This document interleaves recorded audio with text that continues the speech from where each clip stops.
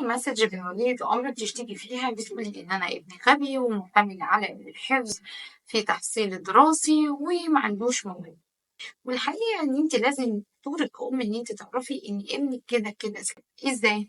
في عندي نظرية في علم النفس التربوي اسمها نظرية الذكاءات المتعددة. طبعًا بتسمعي.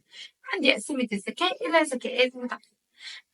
أنا هنا هابسّط ليكِ 7 ذكاءات.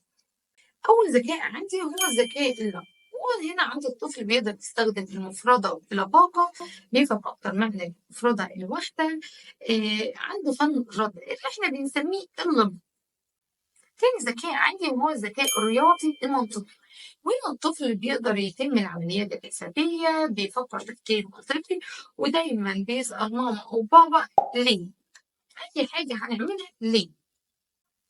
تالت ذكاء عندي هو الذكاء الاجتماعي. عندي هنا الطفل هنا بيتميز إن هو بيقدر يندمج مع الأطفال، بيقدر يكون صداقات كتيرة، وبيكون طفل محبوب من جميع أفراد العيلة.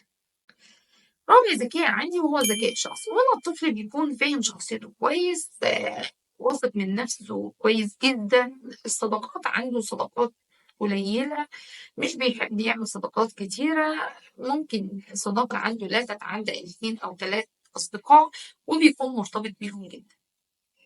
خامس ذكاء عندي هو الذكاء البصري الفراغي، وهنا الطفل بيكون عنده قدرة كبيرة على حفظ الأماكن بسرعة، عارف بيت جده، عارف بيت خاله، بيحب الرسم والتلوين، وبيكون خيالهم واسع جدا. سادس ذكاء عندي هو الذكاء السمعي، وهنا طبعا الذكاء السمعي غير محبذ عند كتير من أولياء الأمور، بس اللي احنا لازم كأولياء الأمور ولازم كأمهات لازم نعترف بيه إن هو ذكاء من ضمن الذكاءات اللي بتميز ابني في الحالة دي ممكن يقدر يحفظ الأغاني بسرعة، وقادر يميز ما بين صوت جد وبابا، وقادر كمان يقلده.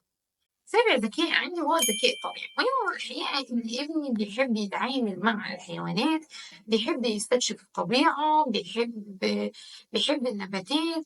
لما بيشوف نملة بيطلع يجري وراها، هي رايحة فين، هي بيتها فين.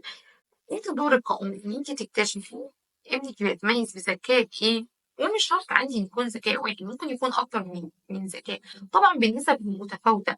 انت دورك كأم ان انت تكتشفي ابنك عنده ذكاء ايه، وانا دوري اخليكي ازاي تنمي.